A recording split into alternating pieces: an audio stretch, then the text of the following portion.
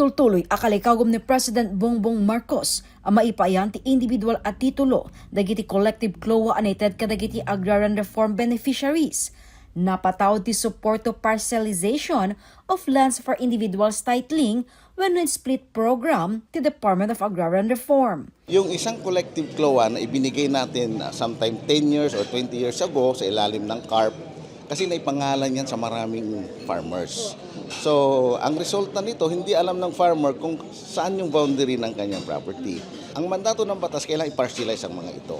Kaya nagkaroon tayo ng project split. Kaya itong project split, kung halimbawa ang isang lupain na sakop ng isang collective CLOA ay mayroong nakarehistrong 10 individual farmers, so ang mangyayari nito, ipaparcelize natin yung lupa, magiging 10 titulo na siya. So, yung isang farmer magkakaroon na siya ng kanyang exclusive title. Ang tawag natin yan ay e-title. Manipod iti 22 collective CLOA, mapuluket inem nga e-title, tinaiwaras kadagiti 77 nga agrarian reform beneficiaries, manipod iti 11 nga ili ti probinsya. Pakabuklan ang nasurok 35 hectares total area tin na subdivide, kanin pa ay alibre ti DAR, babaen iti tulong ti World Bank, babaen ti loan. May sa benepisyaryo dito itegtaw enti 87 ani Josefina Dumlao, manipod tayong abra. Iti pakabuklan asolar na, linakwa na dagiti 2 akabsat na ti lote, ngam kas iti agkakauna at tiyempo, awan tinaited at tax declaration wenno titulo kadagiti kabsat na. DJ hall nga lote, kukwak ti gudwa. DJ mo 1/2, kwati manong ko nga 2. Inlakom kanya da ka? Uwan man. Idinlakom DJ nga daga, adda intod mo nga kasuratan, papel. Awan man. Nya nga rod kanya ti pangigmanda nga rod. DJ laangan amam pa nagpapatang mi nga nasaya at nagkakabsat. Thank you amam ta itatan ke adda papel mi nga bukod ti tunggal maysan. Iti sumaruno ataw enti target ti DAR amay kan amin ti land title dagiti collective CLOA.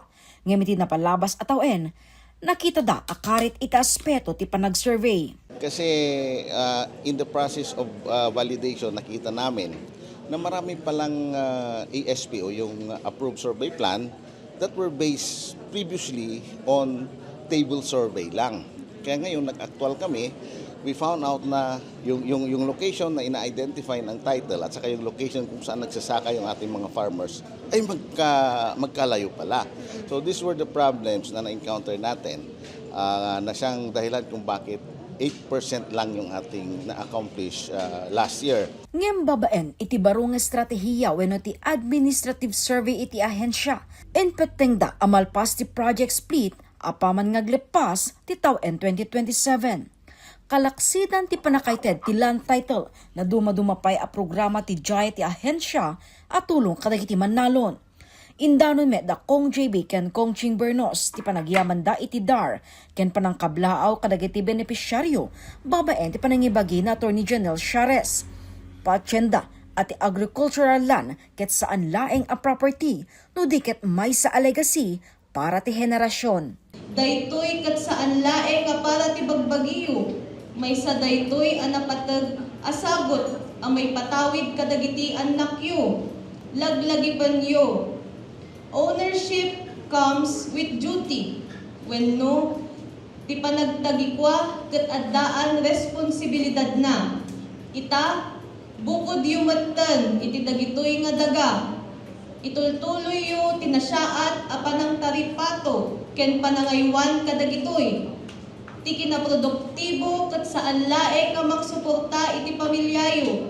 No diket makatulong met ti panagprogreso ti komunidad tayo. Kabayatan ti programa, inpasigurado ni Governor Takit Bersamin ang maipaayan ti nan-anay a pundo dagiti manalon. I still have 2 years na tulungan kayo.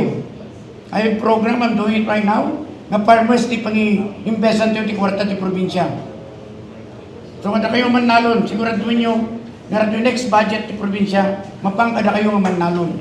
Ti aktibidad kaya dinarayan ti nagduduma ang national agencies. Palagip ti DAR, nga iwanan ken ikan padeg, dagiti titulo, ang naited kadakwada. Jessica Boreta, Balitang, Solid North.